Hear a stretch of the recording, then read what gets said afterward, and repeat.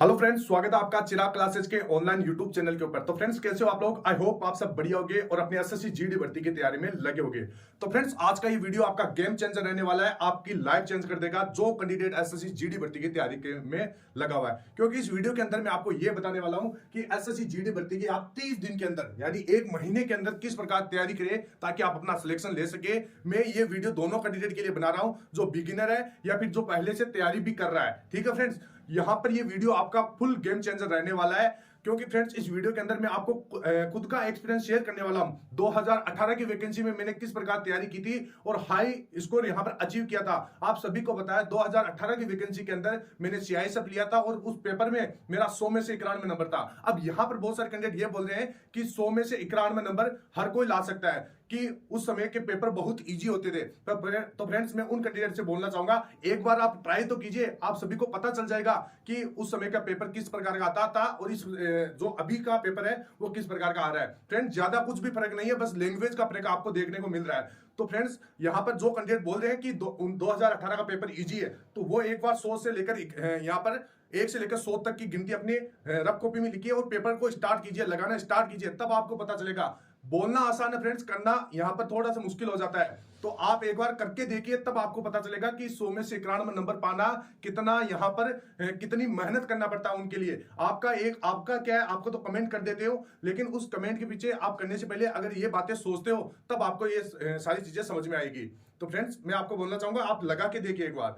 इसके साथ साथ आपको इस वीडियो के अंदर मैं पूरा एक्सपीरियंस शेयर करने वाला हूं कि मैंने 2018 की वैकेंसी में किस प्रकार तैयारी की थी। और जब मैं ट्रेनिंग सेंटर पे गया था तो वहां पर फ्रेंड्स, आपको सभी को पता होगा, ट्रेनिंग में हर जैसे प्लाटून के अंदर 30-30 कैंडिडेट होते हैं, अलग अलग स्टेट के होते हैं, आप सभी को पता है। और वो अलग अलग स्टेट जैसे झारखंड है, यूपी है, एमपी है, राजस्थान है, छत्तीसगढ़ है, कर्नाटक है, मतलब नॉन हिंदी और हिंदी दोनों स्टेट के वहां पर लोग आते हैं। तो फ्रेंड्स, हमने क्या किया, जब भी हम फ्री रहते थे तो हम कैंडिडेट से बात करते रहते थे कि आपने किस प्रकार तैयारी की थी, और नॉन हिंदी वाले स्टेट के जितने भी कैंडिडेट है वो किस प्रकार तैयारी करते थे, हिंदी स्टेट वाले किस प्रकार तैयारी करते थे। तो फ्रेंड्स, सभी में मेरे को एक ही चीज कॉमन देखने को मिली। वो क्या चीज कॉमन थी, वो इस वीडियो के अंदर मैं आपको शेयर करने वाला हूं। ये वीडियो अगर आप पूरा देखते हैं, मैं गारंटी लेता हूं, और इस वीडियो के अंदर जो भी बातें मैं आपको बताता हूं, अगर वो उन बातों के ऊपर अगर आप गौर कर लेते हो, उन बातों के ऊपर अपना 100% दे देते हो, तो आपका सिलेक्शन यहां पर कोई नहीं रोक पाएगा। तो ये सारी चीजें आपको ध्यान में रखना है। इस वीडियो के अंदर बहुत सारी चीजें आपको देखने को मिलेगी। तो चलिए फ्रेंड्स, ज्यादा देर न करते हुए वीडियो शुरू करते हैं।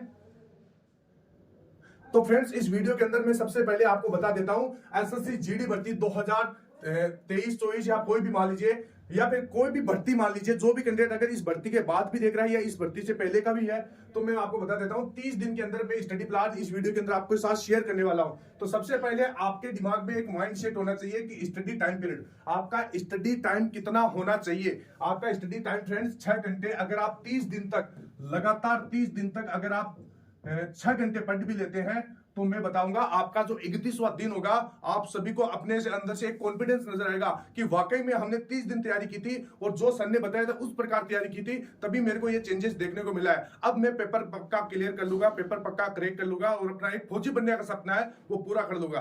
तो फ्रेंड्स, सबसे पहले ध्यान में रखना है, आपको 6 घंटे तो यहां पर पढ़ना ही पड़ेगा।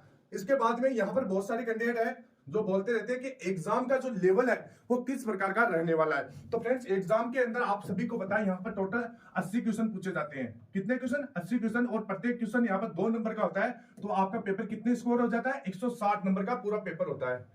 तो यहाँ पर जैसे 80 क्वेश्चन के अंदर से 30 क्वेश्चन आपके किस प्रकार के आते हैं? इजी लेवल के, एकदम इजी। अगर आप पहली बार तैयारी कर रहे हैं या पहली बार एग्जाम दे रहे हैं तो भी आप 30 क्वेश्चन कर दोगे। इसके बाद में जो 40 क्वेश्चन आते हैं थोड़े मॉडरेट लेवल के आते हैं। मॉडरेट लेवल का मतलब है इजी से थोड़ा सा उनका लेवल ऊपर रहता है, इतना ज्यादा भी हार्ड नहीं रहता है। तो ये 40 क्वेश्चन मॉडरेट लेवल के आते हैं, और जो 10 क्वेश्चन बचते हैं वो 10 क्वेश्चन आपका थोड़ा बहुत टफ आता है, मतलब थोड़ा बहुत उसके अंदर आपको माइंड लगाने की जरूरत है, इतना ज्यादा भी हार्ड नहीं है।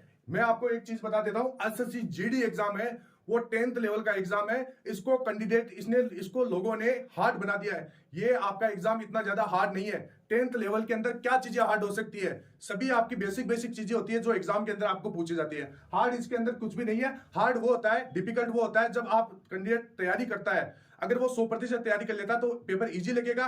अगर वो कम तैयारी करता है, थोड़ा तैयारी करता है, तो उसको वो डिफिकल्ट लगेगा। तो यही है, वही आपका माइंडसेट की ये बात है। ठीक है फ्रेंड्स, अब यहां पर मैं आपको दूसरा पॉइंट क्या है जिसके ऊपर आपको गौर करना है कि आपको फोकस सेक्शन, किन दो सेक्शन के ऊपर आपको फोकस करना चाहिए ताकि आप एसएससी जीडी को क्रैक कर सके और अपना एक फौजी बनने का सपना है वो पूरा कर सके। तो ध्यान से देखिएगा, जैसे आपके एग्जाम के अंदर हिंदी और इंग्लिश, अब यहां पर बहुत सारे कैंडिडेट के दिमाग में ये चल रहा है कि सर मैं हिंदी को चूज करूं या इंग्लिश को। तो फ्रेंड ध्यान से देखिएगा, अगर आपका 100%, अगर आप क्वेश्चन हिंदी के अच्छे, आप हिंदी में अच्छे हैं, शुरू से हिंदी मीडियम आपका सब्जेक्ट रहा है, तो आपको हिंदी के क्वेश्चन चूज करना है। ऐसे नहीं कि कोई आपको बोल दिया कि इंग्लिश चूज कर ले, उसके अंदर बहुत ही इजी क्वेश्चन आते हैं, नहीं, बिल्कुल भी ऐसा नहीं करना है।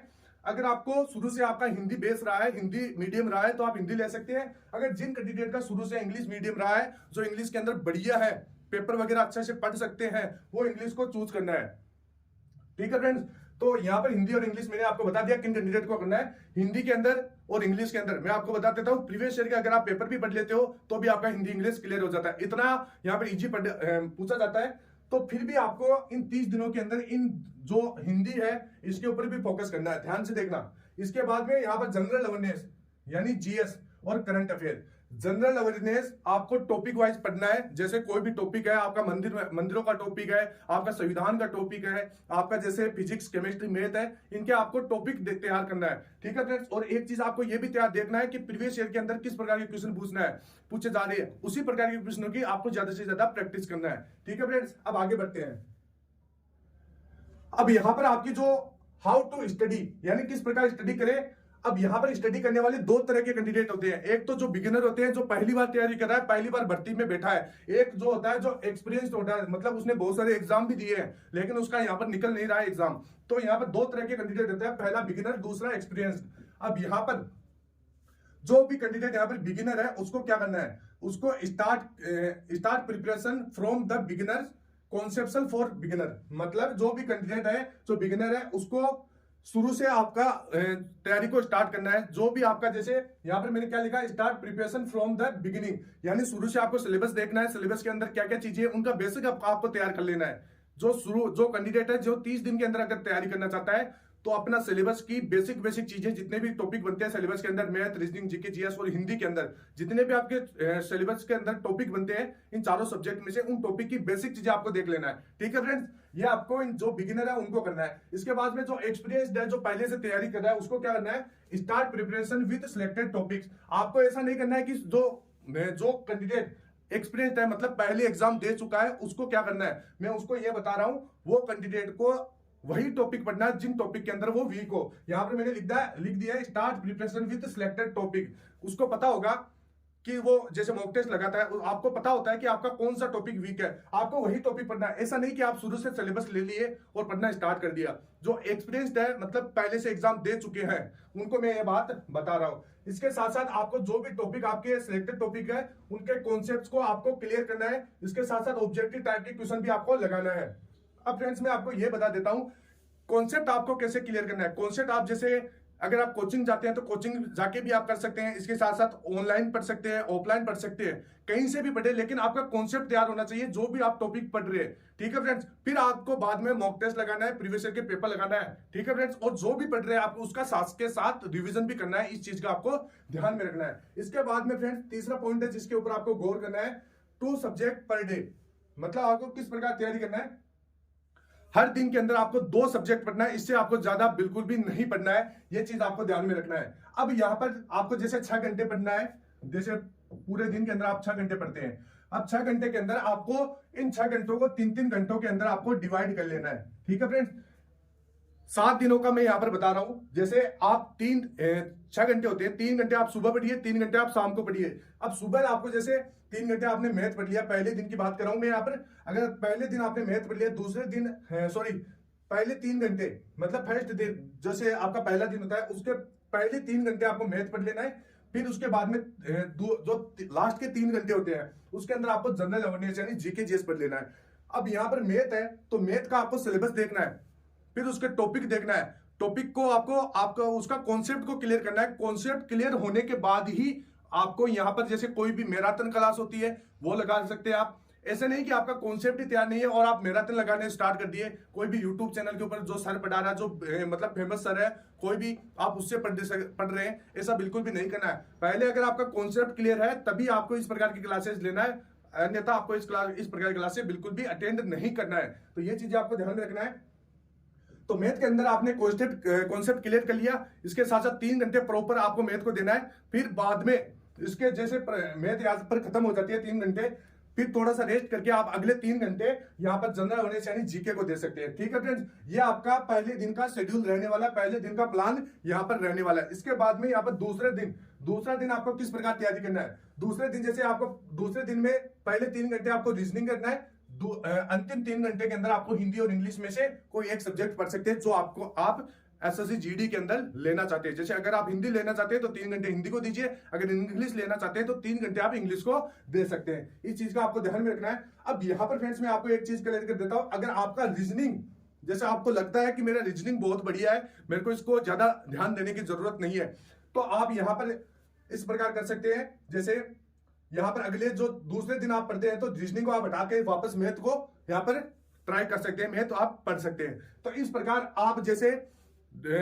लगातार 5-6 दिन तक तो आप इस प्रकार चलते रहेंगे। इसके बाद जो एक दिन बचता है उसमें आपको क्या करना है वो भी आप देख लीजिए। जो जैसे 7 दिन का 6 दिन तो आप लगातार इस प्रकार पढ़ लेंगे, तो लास्ट का 7 दिन बचता है, 7वां दिन बचता है, उसके अंदर आपको वीकली करंट अफेयर पढ़ना है। वीकली करंट अफेयर पढ़ना है। करंट अफेयर में आपको बता देता हूं, डेली करंट अफेयर की क्लासेस आपको बिल्कुल भी नहीं देखना है। अगर आप देख रहे हैं तो उनको बंद कर दीजिए, क्योंकि इससे बहुत ज्यादा आपका टाइम खराब हो रहा है। आपको इस प्रकार का चैनल पकड़ना है, इस प्रकार का कोचिंग पकड़ना है, जिसके अंदर अगर आपको पूरा 1 मंथ का करंट अफेयर या 2 मंथ का करंट अफेयर अगर तैयार करवा रहा है सेपरेट वीडियो के अंदर, तो वही वीडियो आपको देखना है। ठीक है फ्रेंड्स, तो ये चीजें आपको ध्यान में रखना है।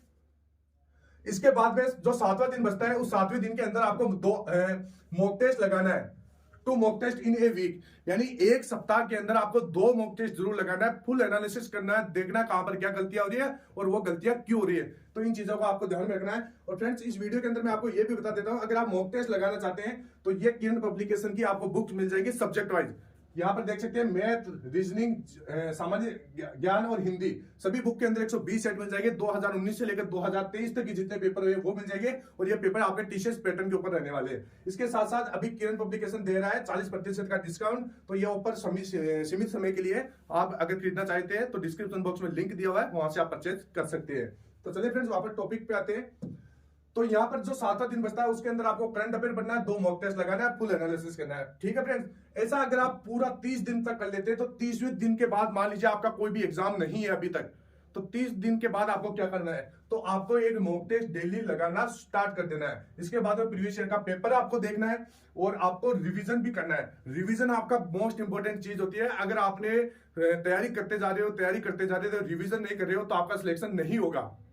रिवीजन आपका मोस्ट इंपोर्टेंट चीज होती है, इसके ऊपर भी आपको ध्यान में देना है। इसके बाद में आप ऑब्जेक्टिव भी आप लगा सकते हैं।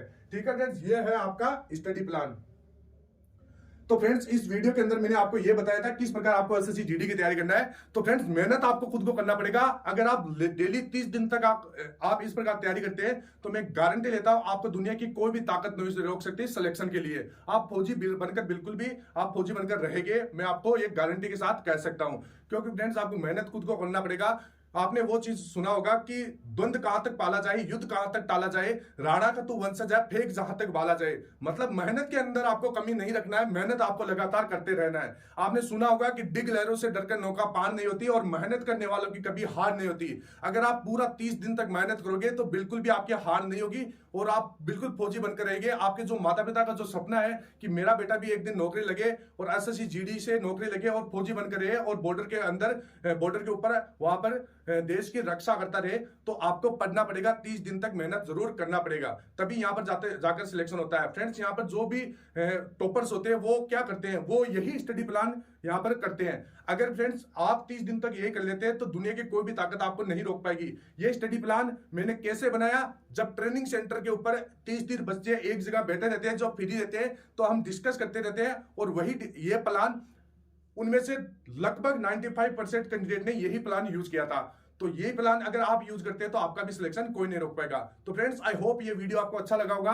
वीडियो अच्छा लगा तो वीडियो को लाइक कीजिए, चैनल को सब्सक्राइब कर दीजिए। फिर मिलते हैं नेक्स्ट वीडियो में, तब तक के लिए जय हिंद, जय भारत, वंदे मातरम।